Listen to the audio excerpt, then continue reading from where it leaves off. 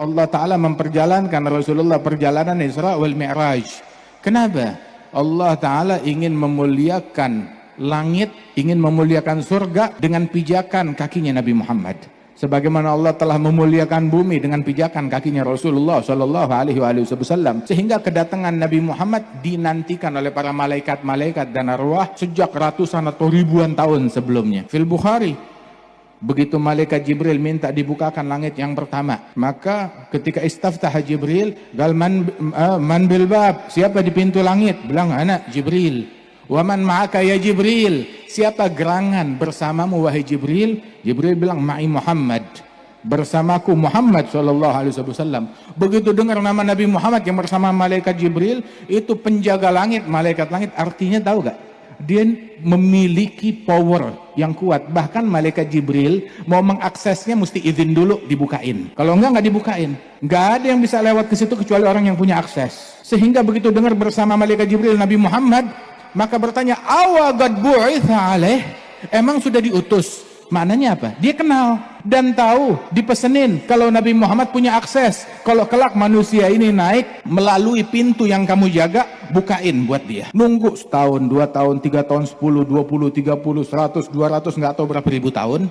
Hingga akhirnya dikejutkan di suatu malam di bulan Rajab, malam 27 Rajab, malaikat Jibril bawa Nabi Muhammad. Awagad bu'itha alaih, apakah memang sudah dibangkit? Bilang, na'am, ini dia orangnya bersama saya. Marhaban bihi fa ni'mal maji'u ya. Selamat datang kepada Nabi Muhammad. Sebaik-baiknya kedatangan telah tiba. Sebaik-baiknya ketibaan telah tiba. Memang di pos itu nggak ada ketibaan dari malaikat-malaikat yang lain, ada. Akan tetapi sebaik-baik ketibaannya Nabi Muhammad. Sebaik-baik kedatangannya Nabi Muhammad dinantikan oleh malaikat. Masing-masing pengen punya momen. Sehingga malaikat yang langit pertama begitu, langit kedua begitu, langit ketiga begitu, langit keempat, langit ketujuh, semua ucapannya begitu. Menantikan momen tersebut untuk menatap wajah Rasulullah Shallallahu Alaihi Wasallam. Hingga Rasul Shallallahu Alaihi Wasallam berjumpa dengan Sayyidina Adam, berjumpa dengan para nabi-nabi di langit-langit yang telah dijanjikan oleh Allah Subhanahu Wa Taala. Dan sebelumnya jumpa dengan para nabi-nabi di Masjidil Aqsa. Dikumandangkan salat, Rasulullah yang jadi imam. Yang lain nggak ada yang berani maju jadi imam. Nabi Muhammad yang maju jadi imam. Di belakangnya ada Nabi Adam, ada Nabi Nuh, ada Nabi Ibrahim, ada Nabi Ismail, kakeknya Rasulullah Sallallahu Alaihi Wasallam, ada Nabi Musa, ada Nabi Isa, makmum di belakangnya Nabi Muhammad Sallallahu Alaihi Wasallam. Rasulullah yang jadi imam. Kemudian sebelumnya, waktu perjalanan ke Masjidil Aqsa, Nabi bilang, marartu ala gabri Musa, wa huwa yusalli fi gabrih. Saya mampir lewat kuburannya Nabi Musa. Mau dari mana namanya? Dari Mekah ke Masjidil Aqsa. Mampir di Baitul Laham, tempat kelahirannya Nabi Isa, suruh sholat di situ. Mampir lagi di kuburannya Nabi Musa, ngelihat Nabi Musa lagi sholat di dalam kuburannya. Wahum yusalli fi gabrih. Kenapa mampir kuburan? Nggak takut dikatain sama orang-orang yang mulutnya usil? Zaman dulu belum ada. Munculnya nggak tahu baru kapan tuh dia orang muncul. Zaman dulu nggak ada orang yang mulutnya usil. Kalau kagak, Nabi dibilang bid'ah ya Muhammad, syirik ya Muhammad, bakal dikatain begitu. Rasul Shallallahu Alaihi Wasallam sengaja dimampirin ke situ. Apa Nabi Muhammad? Wah, ini tukang orang yang hobi kuburan. Jangan-jangan Jibril juga hobi sama kuburan.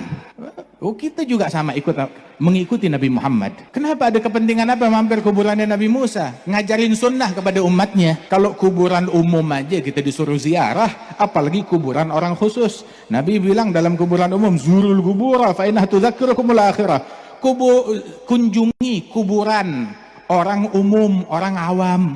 Ya, kuburan yang umum itu ngingetin kita tentang akhirat. Siapa tuh orang? Nggak tahu. Ya, kuburan umum aja ngingetin kita tentang akhirat. Apalagi kuburannya khawas, kuburannya orang-orang yang istimewa, kuburannya para wali-wali, kuburannya para salihin, kuburannya Nabi Muhammad, kuburannya para nabi-nabi, kuburannya para rasul. Masya Allah. Rasul Shallallahu Alaihi Wasallam ziarah ke situ, sampai ke tempat tersebut. Terus Nabi bilang lagi kepada umatnya, "Lau kuntum thamma la araitukum makanah." Kalau kalian ada di situ bersama saya bakal tunjukin di mana letaknya itu kuburannya Nabi Musa. Mau dikasih alamatnya. Terus Nabi kasih alamatnya, Endal Kathibil Ahmar, fi jambit tariq ramyat hajar minal ardil mugaddasah. Di tempat perbukitan yang tanahnya kemerahan, kemudian juga di situ di tepi jalan dalam akses menuju tanah suci, jarak satu batu dari tanah suci, kata Rasul Shallallahu Alaihi Wasallam. Dikasih alamat. Orang kalau ngasih alamat artinya apa? Awas, datang ya, ini alamat saya, ini nomor telepon saya, awas hubungin saya, ini email saya, jangan menghubungi saya, jangan kirim email ke saya, ini alamat email saya. Begitu. Ya nggak tahu kalau orang gendeng mungkin begitu. Tapi kalau orang yang berakal ngasih alamat maknanya kunjungi, ngasih nomor telepon maknanya hubungi, ngasih email maknanya kontak saya ya. Begitu. Diajarkan demikian oleh Rasulullah Shallallahu Alaihi Wasallam.